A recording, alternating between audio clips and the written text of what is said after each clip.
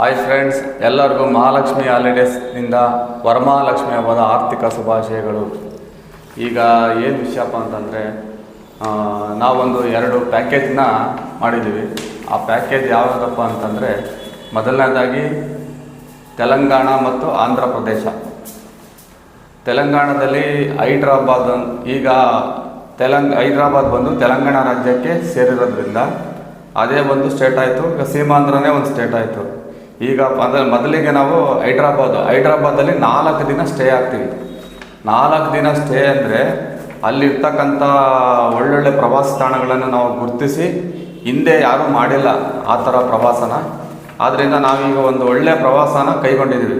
ಅದರಲ್ಲಿ 4 ದಿನ ಹೈದ್ರಾಬಾದು ಅಂದರೆ 3 ನೈಟು ಹೈದ್ರಾಬಾದಲ್ಲೇ ಸ್ಟೇ ಆಗಬೇಕು. ಮೊದಲನೇದಾಗಿ ಯಾದಗಿರಿ ಗುಟ್ಟ, ಸ್ವರ್ಣಗಿರಿ ಮತ್ತು ಜಲನಾರಾಯಣ ಸ್ವಾಮಿ ದೇವಸ್ಥಾನ ಅಂದರೆ ಸುರೇಂದ್ರಪುರಿ. ಈ 3 ಈಗ ಅತಿ ಹೆಚ್ಚು ಟ್ರೆಂಡಿಂಗಲ್ಲಿರ್ತಕ್ಕಂಥ 3 ದೇವಸ್ಥಾನಗಳು. ಈಗ ತಿರುಪತಿಯಲ್ಲಿ ತಿರುಮಲ ಹೇಗೆ ಹಾಗೆ ಈಗ ತೆಲಂಗಾಣದಲ್ಲಿ ಸ್ವರ್ಣಗಿರಿಯಲ್ಲಿ ಜಲನಾರಾಯಣ ಮತ್ತು ಶ್ರೀನಿವಾಸನ ದೇವಸ್ಥಾನವನ್ನು ಅಂದರೆ ಹೊಸದಾಗಿ ಕಟ್ಟಿದ್ದಾರೆ. ತೆಲಂಗಾಣ ಸರ್ಕಾರ 12,000 ಕೋಟಿ ರೂಪಾಯಿ ಖರ್ಚು ಮಾಡಿ 4,200 ಎಕರೆಯಲ್ಲಿ ಈ ದೇವಸ್ಥಾನ ನಿರ್ಮಾಣ ಮಾಡಿರ್ತಕ್ಕಂಥದ್ದು. ಅಂದರೆ ಅದ್ಭುತವಾಗಿದೆ ಈ ದೇವಸ್ಥಾನ ನೋಡೋದಕ್ಕೆ. 2 ಕಣ್ಣು ಸಾಲದು. ಇಂಥ ದೇವಸ್ಥಾನ ನೋಡಬೇಕು ಅಂದರೆ ನಾವು ಈ ಜನ್ಮದಲ್ಲಿ ಪುಣ್ಯ ಮಾಡಿದ್ದೀವಿ ಅನ್ನಿಸ್ತದೆ. ಅಂಥ ದೇವಸ್ಥಾನ ಅದೀಗ. ಆಮೇಲೆ ಸುರೇಂದ್ರಪುರಿ ಅಂತ ಅಂದರೆ ನಮ್ಮ ಭಾರತದಲ್ಲಿ ಇರ್ತಕ್ಕಂಥ ಎಲ್ಲ ದೇವಸ್ಥಾನಗಳನ್ನು ಅಲ್ಲಿ ರೆಡಿ ಮಾಡಿದ್ದಾರೆ. ಅಂದರೆ ದೇವಸ್ಥಾನಗಳನ್ನು ನಿರ್ಮಾಣ ಮಾಡಿದ್ದಾರೆ. ಭೂಲೋಕ ಇರ್ಬೋದು, ನರಲೋಕ ಇರ್ಬೋದು, ಸ್ವರ್ಗಲೋಕ ಇರ್ಬೋದು, ಚಂದ್ರಲೋಕಗಳು, ಎಲ್ಲ ಥರದ್ದು. ಅಂದರೆ 12 ಜ್ಯೋತಿರ್ಲಿಂಗಗಳು ತಮಿಳ್ನಾಡಿನಲ್ಲಿರ್ತಕ್ಕಂಥ ಎಲ್ಲ ದೇವಸ್ಥಾನಗಳನ್ನು ಅಲ್ಲಿ ಮಾಡಿದ್ದಾರೆ. ಅಂದರೆ ಅದರಲ್ಲಿ 3 ರಿಂದ 5 ಅವರ್ ಆಗುತ್ತೆ ಅದರೊಳಗೆ ಹೋಗಿ ಬರೋದಕ್ಕೆ. 5 ಅವರ್ ಬೇಕು ದೇವಸ್ಥಾನ ಹೋಗಿ ನೋಡಬೇಕು ಅಂದರೆ. 1 ದಿನ ಕಂಪ್ಲೀಟ್ ಆದ್ರೂ ಆಶ್ಚರ್ಯ ಇಲ್ಲ. ಅಂಥ ದೇವಸ್ಥಾನ ಈಗ ಉತ್ತಮವಾಗಿ ನಿರ್ಮಾಣ ಮಾಡಿದ್ದಾರೆ. ಅದು ಹೊಸದಾಗಿ ಮಾಡಿರ್ತಕ್ಕಂಥದ್ದು ಸುರೇಂದ್ರಪುರಿಯಲ್ಲಿ. ಯಾದಗಿರಿ ಗುಟ್ಟನೂ ಅಷ್ಟೇ. ಯಾದಗಿರಿ ಗುಟ್ಟ 4,000 ಎಕರೆಯಲ್ಲಿ ದೇವಸ್ಥಾನ ನಿರ್ಮಾಣ ಆಗಿರ್ತಕ್ಕಂಥದ್ದು. ಪಂಚನರಸಿಂಹಸ್ವಾಮಿ ದೇವಸ್ಥಾನ ಅಂತ ಯಾದಗಿರಿ ಗುಟ್ಟದಲ್ಲಿ ಪಂಚನರಸಿಂಹಸ್ವಾಮಿ ದೇವಸ್ಥಾನವನ್ನು ಆಂಧ್ರ ಸರ್ಕಾರನೇ ತೆಲಂಗಾಣ ಸರ್ಕಾರನೇ ನವೀಕರಿಸಿರೋದು.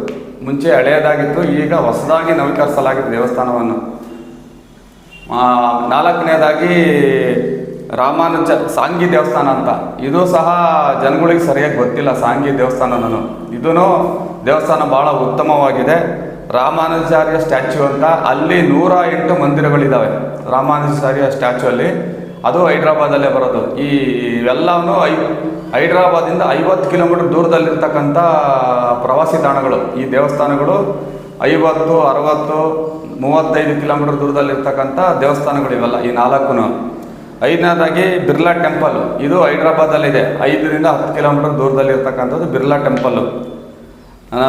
ಚಿಲಕೂರು ಬಾಲಾಜಿ ಟೆಂಪಲ್, ಚಿಲಕೂರು ಜಗನ್ನಾಥ ಟೆಂಪಲ್, ಇದು ಹೈದ್ರಾಬಾದಲ್ಲಿರ್ತಕ್ಕಂಥ ದೇವಸ್ಥಾನ. ಆಮೇಲೆ ನಮಗೆ ಕರ್ನಾಟಕದಲ್ಲಿ ಚಾಮುಂಡಿ ಅಂದರೆ ಮೈಸೂರಲ್ಲಿ ಚಾಮುಂಡಿ ಯಾಗೋ, ಹೈದ್ರಾಬಾದಲ್ಲಿ ಪೆದ್ದಮ್ಮ ತಾಯಿ ಟೆಂಪಲ್ ಅಂತಂದರೆ ಇಡೀ ತೆಲಂಗಾಣಕ್ಕೆ ಅವರಿಗೆ, ನಮಗೆ ಆಗ ಚಾಮುಂಡಿ ದೇವಸ್ಥಾನ ಹಾಗೆ ಅವರಿಗೆ ಪೆದ್ದಮ್ಮ ತಾಯಿ ದೇವಸ್ಥಾನ. Hussain Sagar lake, Ramoji film city, ಇದು 1 ದಿನ ಬೇಕು. ರಾಮೋಜಿ ಫಿಲಮ್ ಸಿಟಿ ನೋಡೋದಕ್ಕೆ 1 ದಿನ ಬೇಕು. ಇದರಲ್ಲಿ ಟಿಕೆಟು 1,500 ರೂಪಾಯಿ ಇದೆ ಒಬ್ಬರಿಗೆ. ಮಕ್ಕಳಿಗೆ 1,200 ರೂಪಾಯಿ. 1 ದಿನ ಬೆಳಗ್ಗೆ 9 ಗಂಟೆಗೆ ಹೋದರೆ ರಾತ್ರಿ 8 ಗಂಟೆಗೆ ನಮಗೆ ರಾಮೋಜಿ ಫಿಲಮ್ ಸಿಟಿಯಿಂದ ಹೊರಗಡೆದಕ್ಕೆ ಬರೋದಕ್ಕೆ ಟೈಮಿಂಗ್ಸು. ಊಟ ತಿಂಡಿ ವ್ಯವಸ್ಥೆ ಸಮೇತ ಎಲ್ಲ ಅಲ್ಲೇ ಇರ್ತದೆ. ಗೋಲ್ಕುಂಡ ಕೋಟೆ ಅಂತ, ಗೋಲ್ಕುಂಡ ಫೋರ್ಟ್ ಅಂದರೆ ಕೋಟೆ, ಇದು ಸಹ ನೋಡತಕ್ಕಂಥ ಪ್ರವಾಸಿ ಸ್ಥಳ. ಪಲಕುನ್ನ ಅರಮನೆ, ಆಮೇಲೆ ಮೆಕ್ಕಾ ಮಸೀದಿ ಅಂತೇಳಿ ಅದು ಒಂದು ಪ್ರವಾಸಿ ತಾಣ. ಚಾರ್ಮಿನಾರ್, ನೆಹರು ಜೂಲಿಕಲ್ ಪಾರ್ಕು, ಚೌಮಾಲ್ ಅರಮನೆ, NTR ಗಾರ್ಡನ್ ಅಂದರೆ ನಮ್ಮ ಚಿತ್ರನಟ ಆಗಿರ್ತಕ್ಕಂಥ NTR ಹೆಸರಲ್ಲಿ ಒಂದು ಗಾರ್ಡನ್ ಮಾಡಿದ್ದಾರೆ, NTR ಗಾರ್ಡನ್ ಅಂತ. ಕುತುಬ್ ಶಾಹಿ ದರ್ಗಾ, ಸ್ನೋ ವರ್ಲ್ಡ್, ಆಮೇಲೆ ಹೈದ್ರಾಬಾದಿಂದ 165 ಕಿಲೋಮೀಟ್ರು ನಾಗಾರ್ಜುನ ಸಾಗರ ಡ್ಯಾಮ್.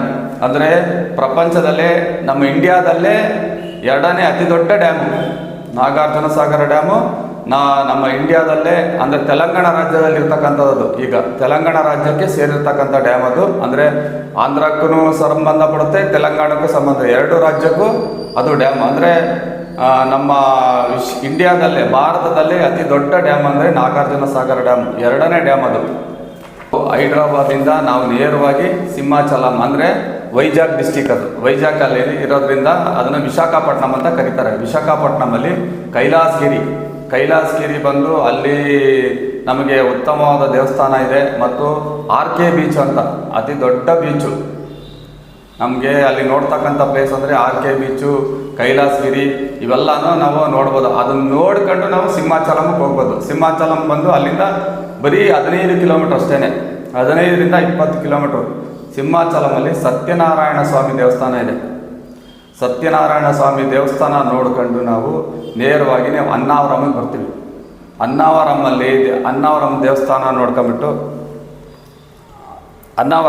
ಆಮೇಲೆ ನಾವು ವಿಜಯವಾಡಕ್ಕೆ ಬರ್ತೀವಿ. ವಿಜಯವಾಡದಲ್ಲಿ ಕನಕದುರ್ಗಿ ಮಹಾಲಕ್ಷ್ಮಿ ವಿಸಿಟ್ ಮಾಡ್ಕೊಂಡು ಅಲ್ಲಿಂದ ನಾವು ಭದ್ರಾಚಲಂ ಅಂದರೆ ರಾಮ ವನವಾಸಕ್ಕೆ ಹೋಗಿರ್ತಕ್ಕಂಥ ಜಾಗ ಒಂದು.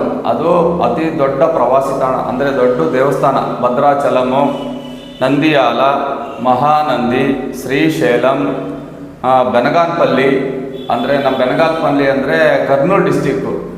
ವೀರ ಬ್ರಹ್ಮೇಂದ್ರಗಾರಿ ಮಹಾಸ್ವಾಮಿಗಳ ಕಾಲಜ್ಞಾನ ಬರೆದಂಥ ಜಾಗ ಅದು. ಅವರು ಅಲ್ಲಿ ಜೀವ ಸಮಾಧಿ ಆದಂಥ ಜಾಗ ಬೆನಗಾನಪಲ್ಲಿ. ಅದು ಸಮೇತ ನಾವು ನೋಡ್ಕೊಂಡು ಅಹೋಬಲಮಲ್ಲಿ ಭಕ್ತ ಪ್ರಹ್ಲಾದ ಮತ್ತು ಹಿರಣ್ಯಕಶಿಪುವಿಗೆ ಸಂವಾದ ನಡೀತದೆ. ಆ ಸಂವಾದದಲ್ಲಿ ನರಸಿಂಹ ಅವತಾರದಲ್ಲಿ ಬಂದು ಇದರ ವರಹಾವತಾರದಲ್ಲಿ ಬಂದು ಹಿರಣ್ಯಕಶಿಪುವನ್ನು ಸಂಹಾರ ಮಾಡಿದಂಥ ಸ್ಥಳ ಅದು ಅಹೋಬಲಂ. ಅಲ್ಲಿ 9 ನರಸಿಂಹಾವತಾರಗಳು ಅಲ್ಲಿದೆ. ಈಗ ಗೃಹಗಳು ಅವೆಲ್ಲ ಇದ್ದಾವೆ. ಅಂಥ ಪ್ಲೇಸ್ಗಳನ್ನ ನಾವು ನೋಡಬೇಕು.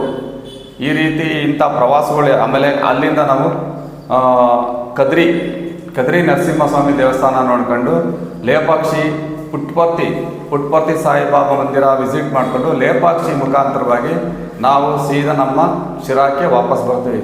ಇದು 8ರಿಂದ 9 ದಿವಸಗಳ ಆಗಿರ್ತಕ್ಕಂಥ ಪ್ರವಾಸ. ಈ ಪ್ರವಾಸಕ್ಕೆ ನಮ್ಮ ಎಲ್ಲ ಶಿರಾ ಜನತೆ ಕೈ ಜೋಡಿಸಿ ನಮಗೆ ಈ ಒಂದು ಪ್ರವಾಸ ಉತ್ತಮವಾಗಿ ನಡೆಯಲಂತ ಸದಾವಕಾಶ ಮಾಡಿಕೊಟ್ಟು ಇದನ್ನು ಪ್ರೋತ್ಸಾಹಿಸಬೇಕಾಗಂತೇಳಿ ನಮ್ಮ ಶಿರಾ ಜನತೆಯಲ್ಲಿ ನಾನು ಕೇಳ್ಕೊತೀನಿ.